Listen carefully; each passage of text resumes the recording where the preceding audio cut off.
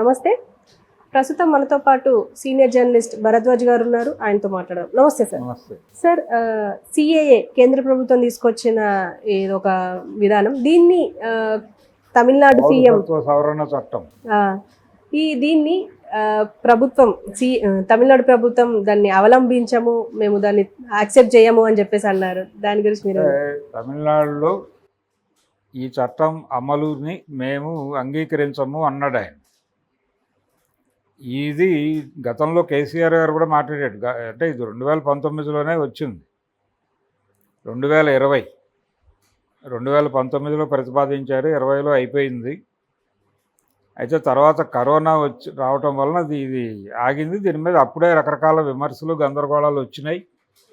ఆ సమయంలో కేసీఆర్ గారు అన్నాడు, నాకే బర్త్ సర్టిఫికెట్ లేదు కాబట్టి సిఏఏ ఇక్కడ అమలు చేసేటువంటి అవకాశం లేదు, ఎవరూ ఆందోళన పడద్దు అని చెప్పాడు ఆయన. అదే పద్ధతిలో స్టాలిన్ కూడా మాట్లాడుతున్నాడు. ఇది చాలా స్పష్టంగా యాంటీ ముస్లిం వ్యవహారం, ముస్లిం సమాజాన్ని బెదిరించి లొంగ తీసుకునేటువంటి కార్యక్రమం. ఉమ్మడి పౌరసత్వ చట్టం తీసుకురావటం, ఉమ్మడి పౌరసత్వాన్ని వచ్చే ప్రయత్నం, కామన్ సివిల్ కోడ్ తీసుకొచ్చేటువంటి ప్రయత్నం చేశారు. అలాగే కాశ్మీర్ స్వయం ప్రతిపత్తిని రద్దు చేస్తూ ఆర్టికల్ 317 రద్దు చేశారు. ఇవన్నీ కూడా హిందూ సమాజంలో బీజేపీని ఒక హీరోగా నిలబెట్టేటువంటి ప్రయత్నాలు. ఇవన్నీ ఆచరణ సాధ్యం కాదు అనేటువంటి పరిస్థితి నుంచి ఇవన్నీ చాలా సునాయాసంగా చేసుకుని వెళ్ళిపోతూ ఈ దేశం హిందువులది అనే అభిప్రాయాన్ని బలంగా కలిగించగలుగుతున్నాం మేము అని చెబుతూ ఒక హీరోయిజం, హిందూ సమాజంలో ఒక హీరోయిజం ఎలివేట్ చేసుకుంటూ ఆ ఓట్ బ్యాంక్ని తన వైపు కన్సాలిడేట్ చేసుకునే కార్యక్రమంలో భాగంగానే చాలా స్పష్టంగా ముస్లింలు తప్ప మిగిలిన 4 మతాలని దానిలో ప్రస్తావించారు. అంటే బయట దేశాలంటే ఏమీ కాదు, గతంలో భారతదేశంలో అంతర్భాగంగా ఉండి విడిపోయినటువంటి, పంజాబ్లో విడిపోయినటువంటి పాకిస్తాను, బెంగాల్ నుంచి విడిపోయినటువంటి బంగ్లాదేశు, అలాగే పొరుగునున్నటువంటి మొన్నటిదాకా కలిసి ఉన్నటువంటి మయన్మారు, అలాగే నేపాల్, ఈ ప్రాంతాల నుంచి వలస వచ్చేటువంటి హిందువులకి ఇక్కడ రక్షణ కల్పిస్తామని చెప్తున్నారు. ఏది ఈ సిఏఏ ద్వారా వాళ్ళకి రక్షణ కల్పిస్తారట. అలాగే సిక్కులకి రక్షణ కల్పిస్తారట. ఎందుకంటే పంజాబ్లో ఒక ముక్క కాబట్టి పాకిస్తాన్, అక్కడి నుంచి ఎవరైనా సిక్కులు గతంలో వెళ్ళి ఇప్పుడు అక్కడ ఉండడానికి ఇష్టపడక వెనక్కి వస్తే వాళ్ళకి పౌరసత్వం ఇస్తారట. దాంతోపాటు బౌద్ధులు అంటే వాళ్ళ ఉద్దేశంలో చైనా, టిబెట్, ఇతర ప్రాంతాల నుంచి వెనక్కి వస్తే వాళ్ళకి కూడా ఆదరణ ఉంటుంది, క్రైస్తవులకు కూడా ఆదరణ ఉంటుందని చెప్పారు. కానీ పాకిస్తాన్ వెళ్ళినటువంటి ముస్లింలలో ఎవరైనా ఇక్కడ నుంచి చాలామంది, హైదరాబాద్ నుంచి కూడా చాలామంది ఆ రోజున పాకిస్తాన్ వెళ్ళారు. అంటే కేవలం కాసిం రజ్వీ పేరు ఒకటే చెప్తారు, కానీ వీళ్ళు కాసిం రజ్వీ ఒక్కడే కాదు, చాలామంది వెళ్ళారు. ఆ వెళ్ళిన వాళ్ళలో ఎవరైనా అక్కడ ఉండలేక తిరిగి ఇక్కడికి వస్తే వాళ్ళకి పౌరసత్వం లేదని చెప్పేసి, మీరు వెడితే పాకిస్తాన్ వెళ్ళిపోండి లేదంటే జైలుకి వెళ్ళిపోండి అని చెప్తారు. అది చాలా స్పష్టంగా సిఏఏలో రాస్తుంది. అది యాంటీ ముస్లిం లా అనే విషయంలో ఎవరికి ఏ రకమైన అనుమానాలు లేవు. దాన్ని కరెక్ట్గా రంజాన్ ప్రారంభ దినానికి ముందు రోజు ఇది ఈ క్షణం నుంచి అమలవుతోంది అని చెప్పడం ద్వారా వాళ్ళ సెంటిమెంట్స్ని దెబ్బకొట్టే ప్రయత్నం చాలా బలంగా చేసింది భారతీయ జనతా పార్టీ ప్రభుత్వం. దీన్ని నిరసిస్తున్నాడు స్టాలిన్, ఈ పద్ధతిని. అంటే దేశంలో అంతర్భాగంగా ఉన్నటువంటి ఒక సమూహాన్ని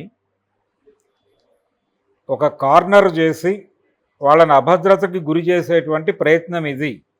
దీన్ని మేము అంగీకరించాం. దీన్ని గనక అంగీకరిస్తే ప్రతి ఒక్కరిని కార్నర్ చేయగలరు వీళ్ళు, కాబట్టి దీనికి వ్యతిరేకంగా పోరాటం చేయాల్సినటువంటి అవసరం ఉంది అని కరుణానిధి రోజుల్లోనే మాట్లాడాడు. ఈ రకమైనటువంటి బిల్లులు పట్టుకొచ్చే అవకాశం ఉంది అనే మాట చాలా కాలంగా చర్చ జరుగుతూనే ఉంది. అందులో భాగంగానే అంటే ఒక లౌకికవాద స్ఫూర్తిని నిలబెట్టే ప్రయత్నంలో భాగంగానే స్టాలిన్ ఈ చట్ట సవరణని, ఈ పౌరసత్వ చట్ట సవరణల్ని మేము అంగీకరించడం లేదు, అలాగే తమిళనాడులో దీన్ని ఆచరణని ఏదో మేరకు అడ్డుకునే ప్రయత్నం చేస్తామని చెప్తున్నాడు ఆయన. ఏ మేరకు అడ్డుకోగలడు అనేది చూడాలి. అంటే ఒక యుద్ధం ప్రకటించాడు ఆయన కేంద్ర ప్రభుత్వంతో. కేంద్ర ప్రభుత్వం చాలా సీరియస్గా ఇంప్లిమెంట్ చేయాలి, అమలు చేయాలి అనుకుంటున్నటువంటి ఒక చట్టాన్ని అమలు నిలిపివేస్తాను నేనని చెప్తున్నాడు ఆ రాష్ట్ర ముఖ్యమంత్రి. పైగా ఆ రాష్ట్రంలో పాగా వేయటానికి తీవ్ర ప్రయత్నం చేస్తోంది బీజేపీ. కాంగ్రెస్ పార్టీ రైజ్ అయ్యేటువంటి అవకాశం లేదు. కాంగ్రెస్ పార్టీకి అవకాశం లేదు కాబట్టి చిదంబరం వీళ్ళందరూ ఏజ్డ్ అయిపోయారు, నెమ్మదిగా పక్కకి వెళ్ళిపోతున్న సందర్భం ఉంది. అందుకని బీజేపీ ఆ ప్లేస్లో ఎమర్జ్ అవ్వాలనే ప్రయత్నం చాలా సీరియస్గా చేస్తోంది.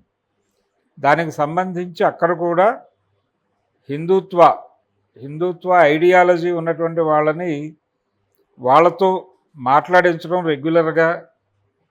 ఈ మధ్య కాలంలోనే స్టాలిన్ కుమారుడు చేసినటువంటి, అంటే సనాతన ధర్మం మీద ఆయన చేసిన కామెంట్స్ మీద చాలా పెద్ద ఎత్తున తమిళనాడులో దాడి చేశారు. అలాగే ఆయన దిష్టి బొమ్మలు దహనం చేయటం, ఈ కార్యక్రమాలన్నీ జరిగినాయి.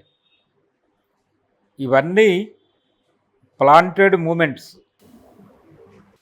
భారతీయ జనతా పార్టీ తన ఉనికిని చాటుకోవటం మాత్రమే కాదు, తమిళనాడుని విన్నోవర్ చేయాలనేటువంటి ప్రయత్నంలో భాగంగా ఈ ప్రయత్నాలన్నీ చేస్తోంది.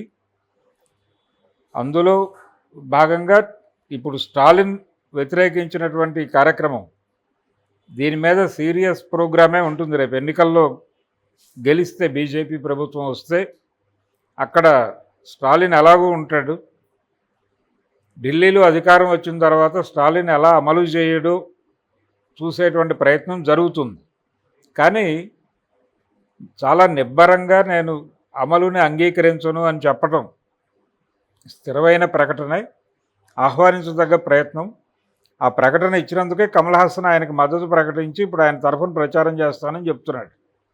ఆ ప్రకటన ఇవ్వటం వలన చాలా లౌకికవాద శక్తులు డిఎంకే వెనకాల మోహరించేటువంటి ప్రయత్నం చేస్తున్నాయి.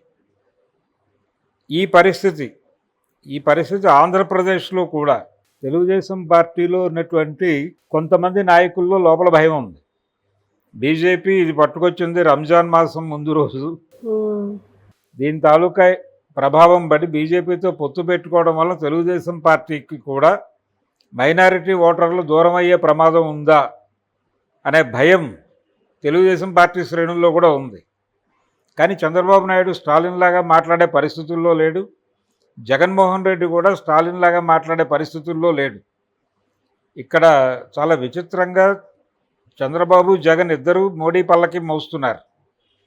అందుకని ఆంధ్రప్రదేశ్లో ఆ పరిస్థితి లేదు. కాబట్టి కనీసం అంటే తెలంగాణలో కూడా, అంటే కాంగ్రెస్ పార్టీ వ్యతిరేకిస్తుంది కానీ ఆ లెవెల్లో స్టేట్మెంట్ ఇచ్చే ప్రయత్నం రేవంత్ రెడ్డి చేస్తాడని అనుకోలేం. ఇవ్వాల్సిన అవసరం అయితే ఉంది ఆ పార్టీకి. ఇస్తాడా ఇవ్వడా అనేది చూడాలి.